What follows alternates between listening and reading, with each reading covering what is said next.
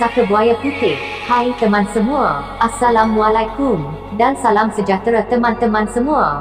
Bertemu lagi kita dalam koleksi 4 kisah mistik susuk episod ketiga, Saka Buaya Putih yang dikongsikan oleh Saleha. Apakah kaitan saka buaya dengan susuk kecantikan?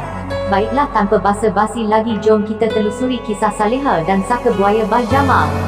Pelik tetapi benar, itulah kenyataan hidup yang dilalui satu keluarga istimewa di sebuah desa bingkong yang terletak di Sabah, apabila seorang daripada mereka menjadi waris kepada kembar buaya yang kononnya dilahirkan bersama moyang mereka.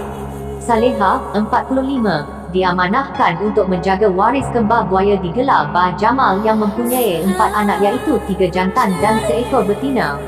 Perkara itu bukan lagi perkara pelik yang berlaku dalam kampung itu, sebaliknya penduduk sudah memahaminya.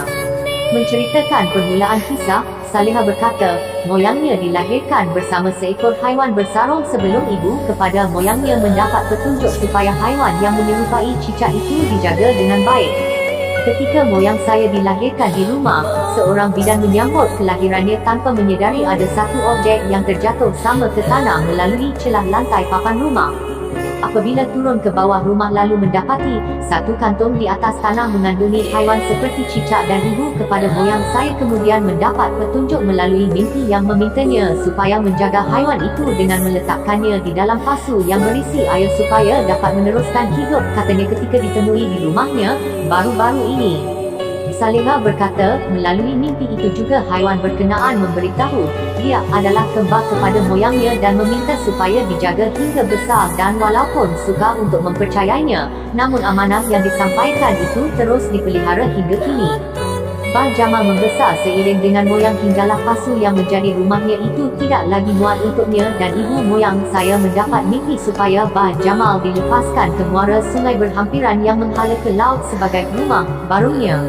Walaupun Bah Jamal dilepaskan, tetapi dia tidak pernah lupa asal usul hinggalah saya mewarisi penjagaan ke atas 4 anak Bah Jamal sehingga kini, katanya. Bagaimanapun, Saleha berkata, hayat Bah Jamal tidak bertahan lama apabila dia mati ditembak pada zaman penjajahan British dan bangkainya ditemui di sekitar perairan tersebut. Dari dulu hingga sekarang, 3 daripada 4 anak Bah Jamal akan meminta saya menghantarkan makanan kepada mereka apabila terdapat majlis seperti perkahwinan, Aidilfitri dan kenduri di kampung dengan meletakkan beberapa syarat sebelum semua makanan dihantar, katanya.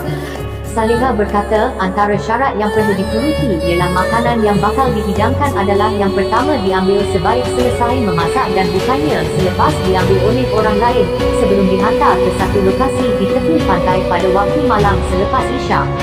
Saya dan suami, Karim Hitam, 47, membuat sebuah lubang di kawasan itu untuk meletakkan hidangan kepada buaya terbabit, katanya. Menimbau pengalaman yang pernah dilalui ketika menjaga haiwan itu, Saleha berkata, dia pernah meredah air laut hingga ke paras daripada waktu malam dengan ditemani suaminya apabila seekor daripada buaya itu mengalami ketumbuhan. Buaya ini memberi petanda melalui mimpi bahawa saya perlu memberinya sebiji telur ayam kampung untuk mengubati penyakit ketumbuhan yang dihidapi, katanya. Karim berkata, hanya kesabaran diperlukan untuk menjaga waris buaya Bah Jamal, namun dia bersyukur kerana isterinya itu tidak pernah diganggu haiwan berkenaan ketika berada di lokasi lain. Semua ini hanya berlaku di rumah saya dan disedari ahli keluarga lain, malah saya pernah bergelut dengan isteri yang berada dalam keadaan tidak sedar kerana buaya itu memberontak hingga menyebabkan pakaian terkoyak akibat ditarik dengan kuat, katanya. Katanya, haiwan reptilia yang disifatkan ganas itu pernah memberitahu akan pulang sesekali ke tempat asal kerana habitatnya itu sudah dicemari menyebabkan sukar untuk meneruskan kehidupan. Sementara itu, Tok Wijo menyifatkan kewujudan buaya yang menjadi sebahagian daripada keluarga manusia boleh dikategorikan sebagai saka jika ia enggan dibuang oleh pewaris keluarga itu. Bagaimanapun, beliau berkata, jika mempercayainya ia tidak sehingga jatuh syirik sekiranya pewaris tidak mengamalkan perbuatan yang bercanggah dengan ajaran Islam, namun perlu berhati-hati kerana ada antara kejadian yang hingga menyebabkan kematian. Ingatlah bahawa tidak ada kesudahan yang baik sekiranya kita mempercayai sesuatu lebih dari kebesaran Allah Maha Esa. Anda pasti tertanya-tanya apakah kaitan saka buaya putih dengan susuk kecantikan? Mudah sahaja susuk, saka dan apa sahaja ilmu atau warisan yang berkaitan perjanjian dengan iblis, syaitan, jin serta seangkatannya akan mendatangkan azab yang amat pelik terutama saat sakaratul maut datang menjemput. Dan azab ini yang kita semua sedar dah maklum. Tapi persoalannya kenapa masih ramai yang tetap mengamalkan ritual syirik ini? Jawapannya ada pada diri kita masing-masing. Maka cerminlah diri dan muhasabah sejenak serta pulang kepada fitrah bahawa tiada apa yang di bumi, di laut, dan di langit serta dimensi alam manapun yang mampu mengatasi kuasa Allah Maha Pencipta.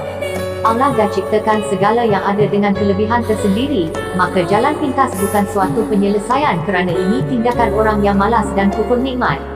Berhati-hatilah dengan segala apa yang diucapkan melalui lidah dan mulut mahupun terlintas di benak fikiran, di sudut hati ataupun niat dalam sedar mahupun tidak. Sentiasa positif dan bersihkan hati dari segala sifat dan bisikan iblis, syaitan, jin serta angkatannya yang dilaknat. Renungan ini buat dan kita semua semoga dijauhi dengan segala kemungkaran Allah.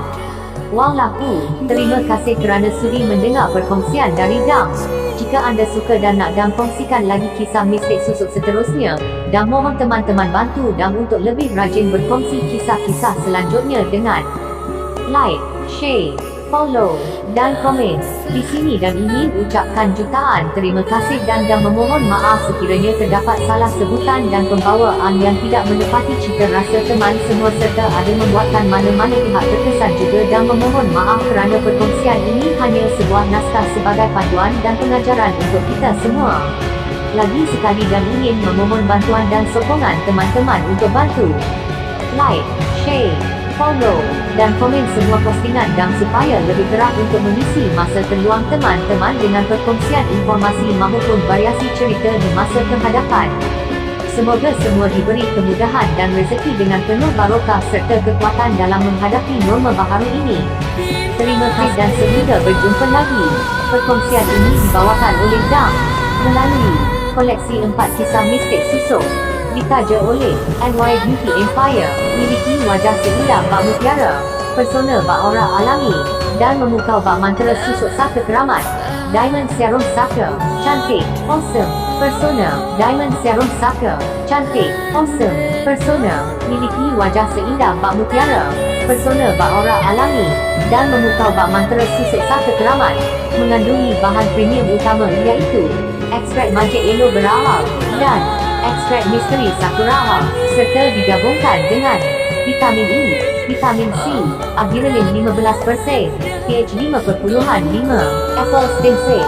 Bahan-bahan yang digabungkan dengan sempurna mengikut nisbah tepat serta melalui proses yang efektif memberikan kulit wajah yang sempurna dengan mengekalkan kelembapan.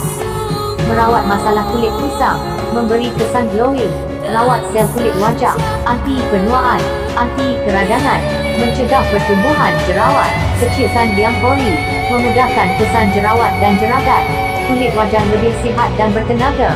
Diamond Serum Saka, keluaran NY Beauty Empire, cantik, awesome, persona. Untuk mendapatkan maklumat lanjut mengenai produk, tips serta segala yang berkaitan, sila hubungi Dam di talian 011254555084 atau layari Facebook Queen of Mimosa.